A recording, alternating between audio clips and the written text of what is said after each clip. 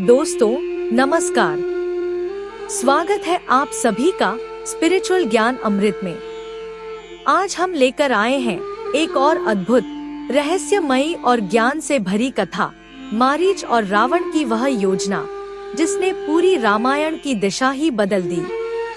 तो चलिए वीडियो की शुरुआत करते हैं।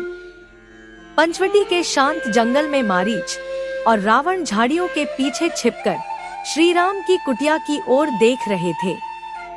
उस समय श्री राम, लक्ष्मण और सीता कुटिया के बाहर बैठे थे।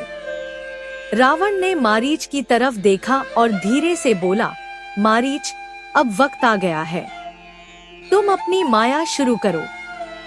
मारीच ने एक गहरी सांस ली, आंखें बंद की और मन ही मन श्री राम को याद करते हुए कहा, हे प्रभु, यदि यह मेरा अंतिम कार्य है तो कृपया मुझे क्षमा करें। इतना कहकर मारीच ने अपना रूप बदलना शुरू किया।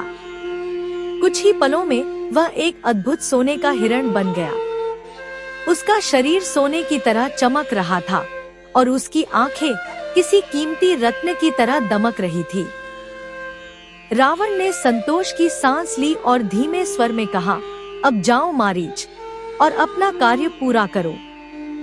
मारीच अब जंगल में दौड़ पड़ा और सीता माता की कुटिया के पास आ गया। उस समय माता सीता कुटिया के बाहर बैठी थी। अचानक उनकी दृष्टि उस सुंदर सोने के हिरण पर पड़ी। यह देखकर माता सीता की आंखें चमक उठीं। वह श्री राम से बोली, प्रभु, देखिए न, कितना सुंदर हिरण है। ऐसा हिरण मैंने पहले कभी नहीं देखा। मुझे यह हिरण चाहिए प्रभु। यह सुनकर श्री राम मुस्कुराए, पर लक्ष्मण को कुछ शंका हुई। लक्ष्मण बोले, भाभी, यह हिरण साधारण नहीं लगता। यह कोई मायावी प्राणी भी हो सकता है। परंतु सीता ने आग्रह करते हुए कहा, प्रभु, मुझे यह हिरण चाहिए, कृपया इसे पकड़कर लाइए। श्री राम ने सीता की ओर देखा और कोमल मुस्कान के साथ बोले, ठीक है जानकी, मैं इस हिरण को पकड़कर लाता हूँ। लेकिन लक्ष्मण, तुम यहीं रहो और सीता की रक्षा करना। जब तक मैं लौट न आऊं, इन्हें अकेला न छोड़ना। यह कहकर श्री राम ने धनुष बाण उठाया और सोने के हिरण के पीछे जंगल की ओर निकल पड़े। मारीच, जो कि मायावी राक्षस था, जानबूझकर जंगल में इधर उधर दौड़ता रहा ताकि राम अधिक दूर चले जाएं। काफी देर तक पीछा करने के बाद श्री राम को संदेह हुआ। उन्होंने एक बाण निकाला और हिरण पर चला दिया। बाण लगते ही मारीच घायल होकर धरती पर गिर पड़ा और श्री राम की आवाज में जोर से चिल्लाया, लक्ष्मण बचाओ। मारीच की यह छल पूर्ण पुकार सुनकर सीता घबरा गई। वह व्याकुल होकर लक्ष्मण से बोली, लक्ष्मण, सुना तुमने, प्रभु संकट में है। लक्ष्मण ने शांत स्वर में उत्तर दिया, भाभी, आप निश्चिंत रहें। वह आवाज भैया की नहीं है। कोई राक्षस हमें धोखा देने का प्रयास कर रहा है। माता सीता क्रोधित होकर बोली, लक्ष्मण, क्या तुम इतने निष्ठुर हो गए हो कि अपने भाई की पुकार सुनकर भी चुपचाप खड़े हो? क्या तुम चाहते हो कि राम को कोई हानि पहुंचे?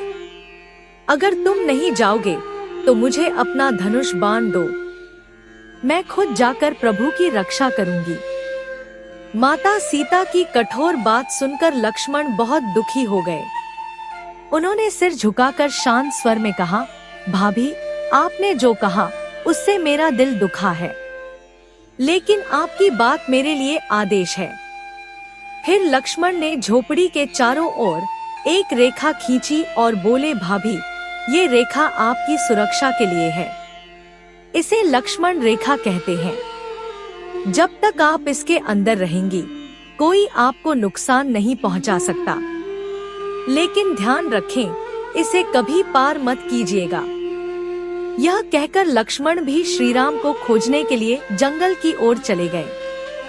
तो दोस्तों, ये थी एक भावुक कहानी जब लक्ष्मण जी ने माता सीता की सुरक्षा के लिए वो दिव्य रेखा खींची, जिसे हम आज लक्ष्मण रेखा के नाम से जानते हैं।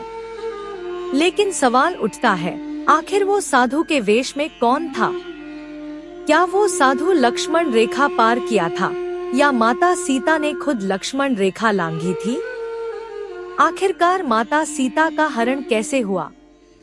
इन सभी रहस्यों को जानने के लिए जरूर देखिए हमारा अगला वीडियो, जिसमें सीता हरण की सच्चाई छुपी है। अगर आपको यह वीडियो पसंद आया हो तो कृपया कमेंट करके हमें अपनी राय जरूर बताएं। और अगर आपने अभी तक हमारे चैनल को सब्सक्राइब नहीं किया है तो तुरंत सब्सक्राइब करें, ताकि आपको हमारे सभी नए वीडियो की जानकारी मिलती रहे। इस वीडियो को अपने दोस्तों के साथ शेयर करें, ताकि और लोग भी इसका लाभ उठा सकें। धन्यवाद।